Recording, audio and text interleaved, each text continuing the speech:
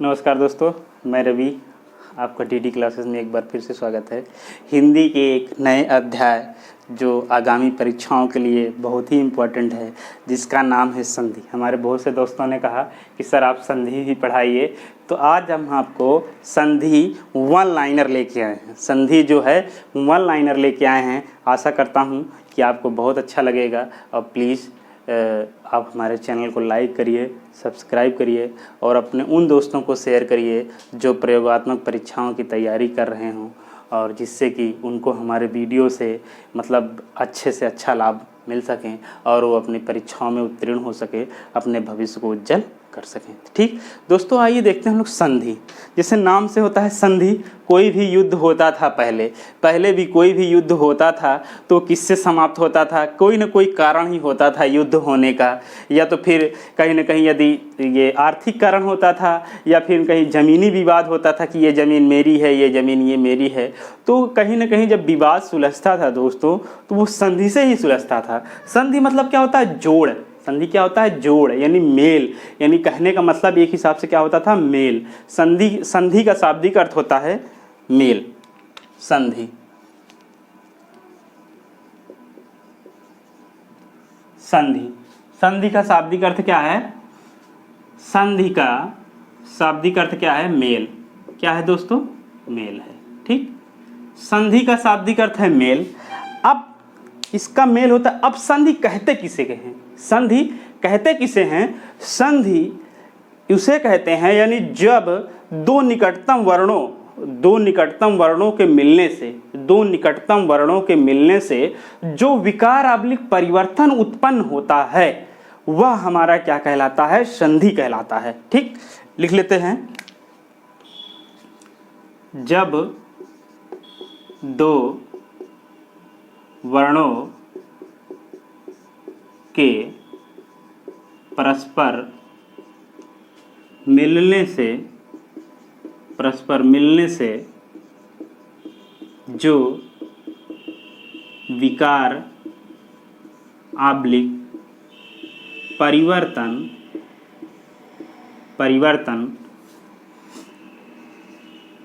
उत्पन्न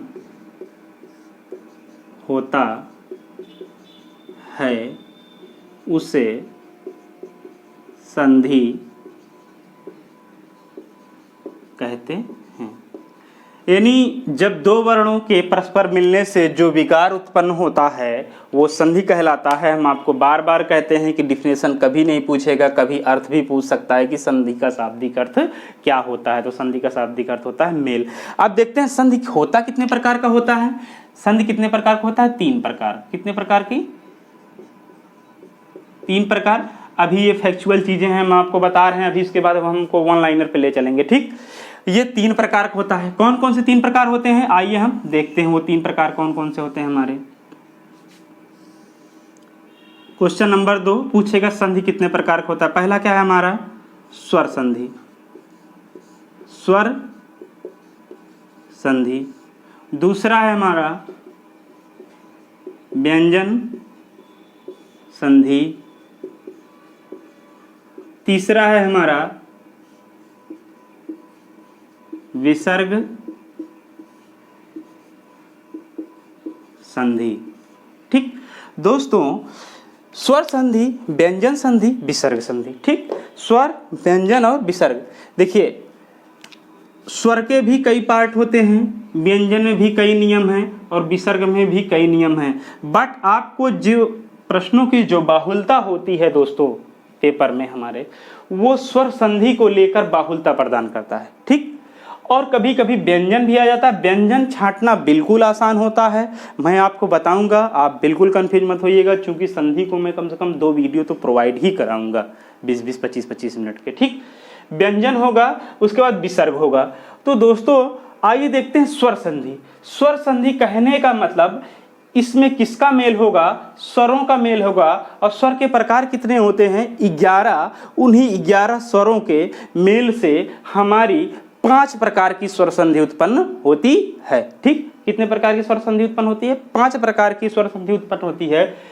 आप इसको लिख लीजिए। उसके बाद हम आपको नंबर 1 स्वर संधि से शुरू करते हैं, इसके 5 प्रकार बताते हैं और फिर वहीं आपको वन लाइनर बताएंगे कि वन लाइनर में कैसे स्वर संधि क्लियर हुआ।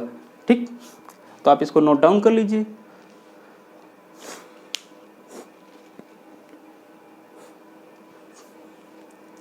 चलिए, आपने लिख लिया होगा।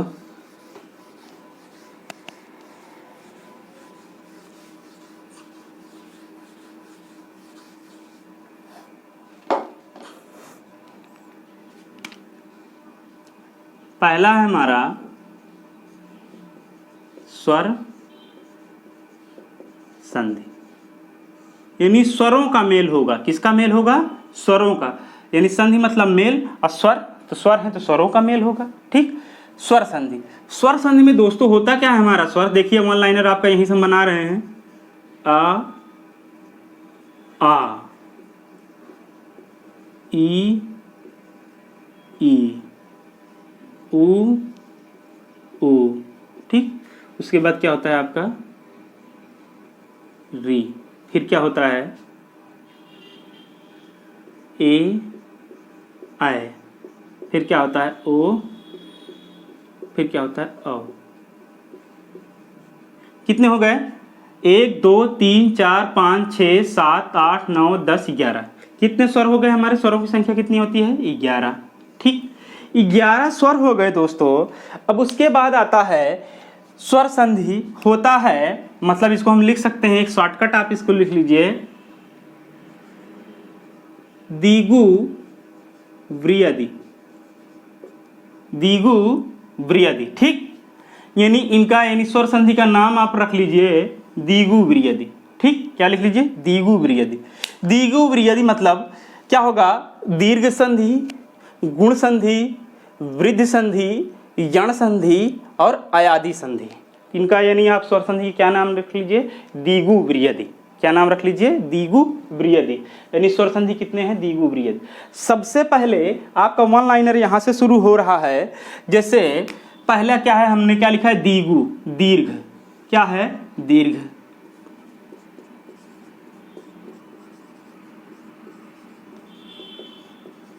दीर्घ संधि दोस्तों ध्यान से देखते चलना। दीर्घ संधि मतलब कहने का दीर्घ मतलब क्या होता है? बड़ा, और संधि मतलब क्या होता है? जोड़। यानी जब दो स्वर मिलके, दीर्घ संधि मतलब जब दो स्वर मिलके एक बड़े स्वर का निर्माण करें, यानी एक बड़े स्वर का बोध करें, तो वह हमारा क्या होगा? दीर्घ संधि।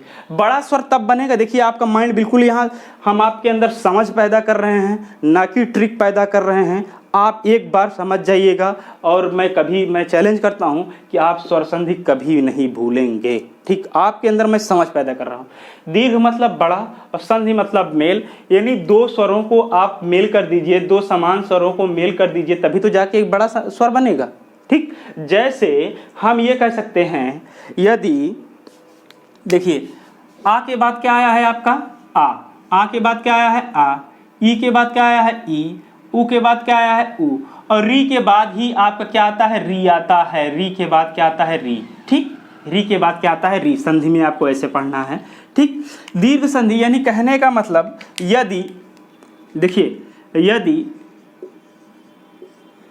आ ई ऊ के बाद या री भी लिख लेते हैं यहाँ, री के बाद आ ई ऊ या री आए तो वह दीर्घ संधि कहलाता है। दीर्घ संधि कहलाता है दोस्तों। कैसे? देखिए, यदि हमारा आ ई ऊ री के बाद क्या आएगा? या तो फिर बड़ा आएगा तभी हमारा दीर्घ बनेगा, या बड़ी ही होगा या फिर बड़ा होगा। जैसे उदाहरण में देख लेते हैं हम। जैसे उदाहरण है हमारा, जैसे धर्म धन अर्थ। पहला है धर्म धन अर्थ।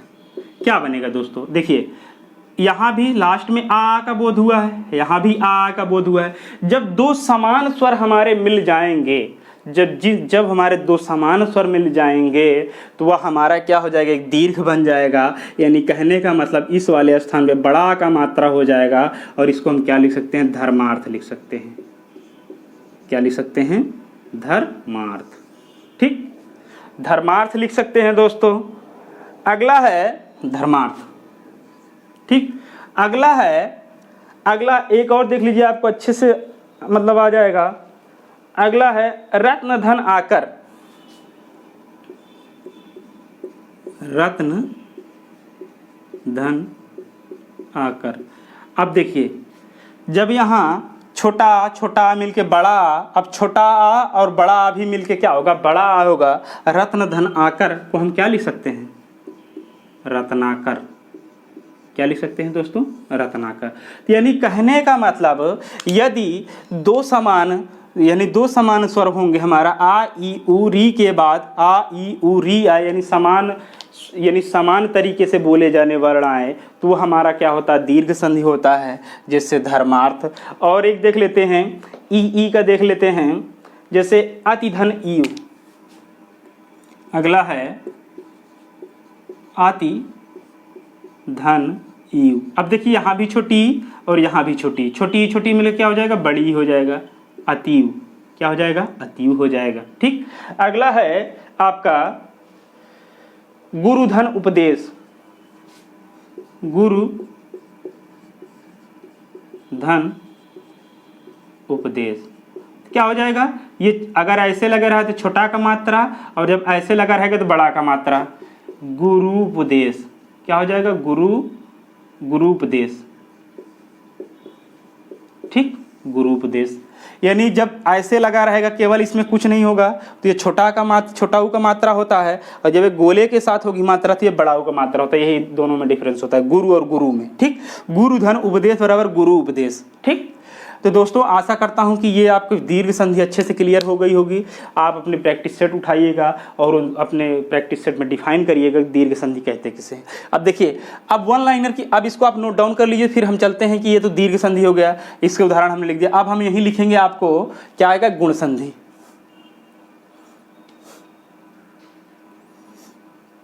आप लिख लिए होंगे, चलिए देखते हैं अब हम गुण संधि।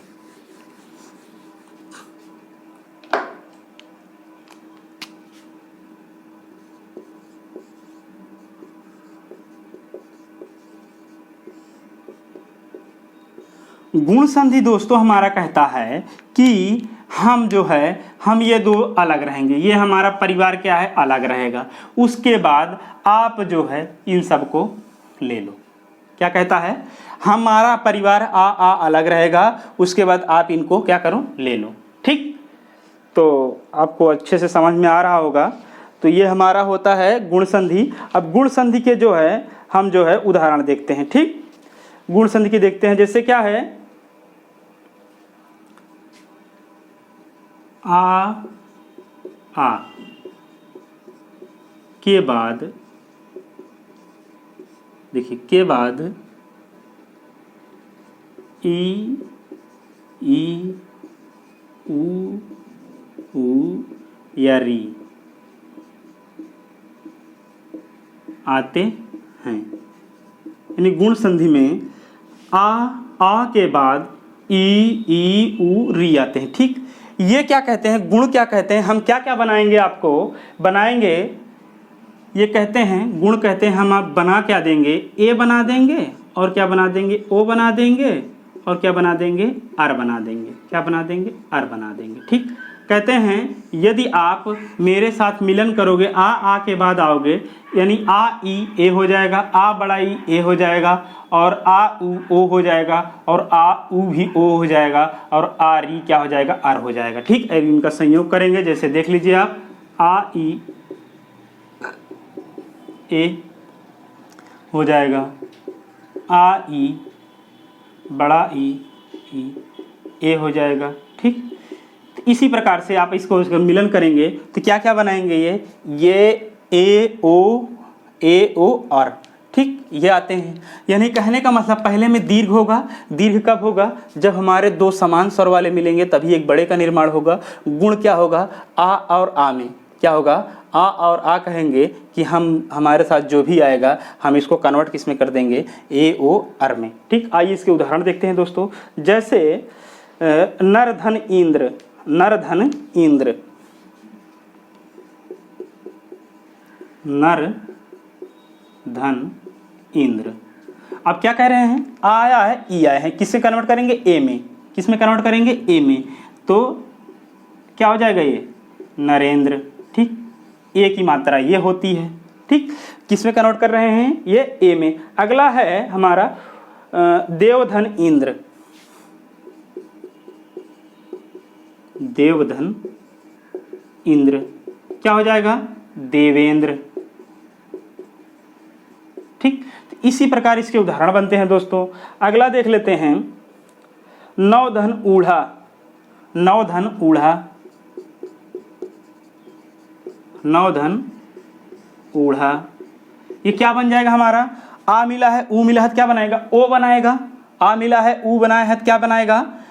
ये आ बना है और ये क्या बना है? ऊ बना है, क्या बनाएगा? ओ बनाएगा। क्या बनाएगा? ओ बनाएगा। यानी इसका इसका जब मिलन होगा तो ये बनाएगा और इसका इसका जब मिलन होगा तो ये बनाएगा। और री हमारा ऑलरेडी इससे क्या बनेगा? अर बनेगा। ठीक, तो ये हमारा ये होगा। तो इसको क्या हो जाएगा? हम क्या लिख सकते हैं? नवोढ़ा, नवोढ़ा। ठीक, आशा करता हूँ आपको अच्छे से समझ में आया होगा। ठीक, तो ये रहा हमारा गुण संधि। अब उसके बाद हम किस में चलते हैं? वृद्धि संधि। किस में चलते हैं हम? वृद्धि संधि।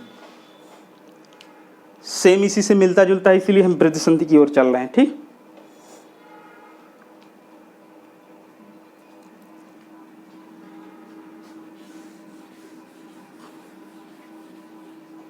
वृद्धि संधि।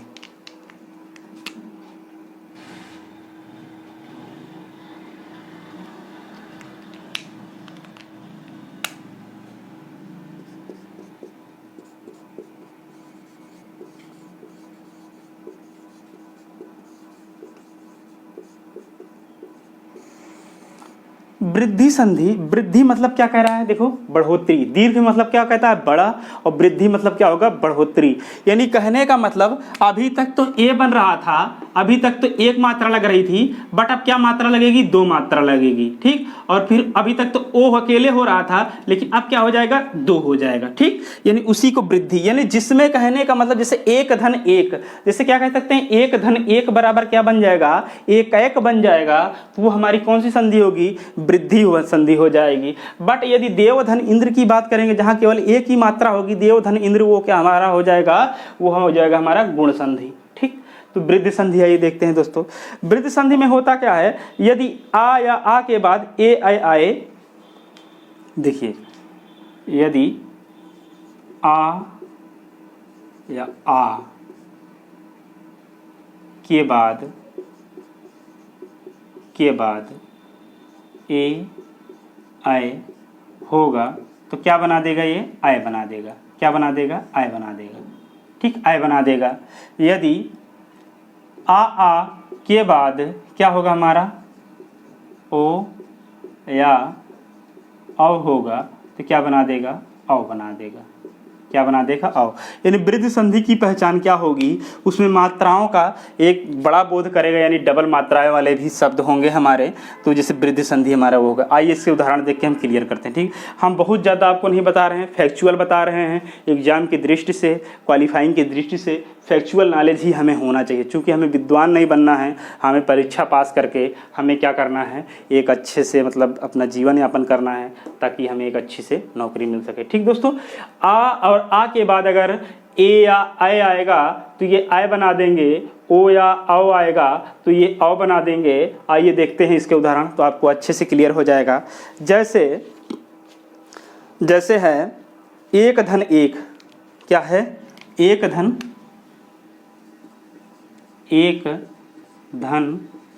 एक।